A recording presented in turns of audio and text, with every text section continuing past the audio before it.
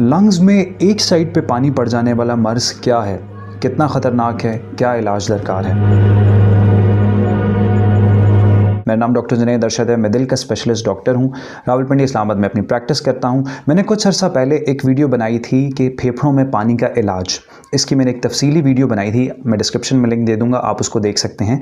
उस पर बहुत सारे लोगों ने कमेंट किया और मुझसे अपना मसला पूछा, मुझे अपनी रिपोर्ट शेयर की, लेकिन उसमें ज़्यादातर वो लोग थे जिनके फेफड़ों में एक साइड के ऊपर पानी था और वो एक्चुअल उनका जो प्रॉब्लम था वो दिल का नहीं था बल्कि फेफड़ों का था।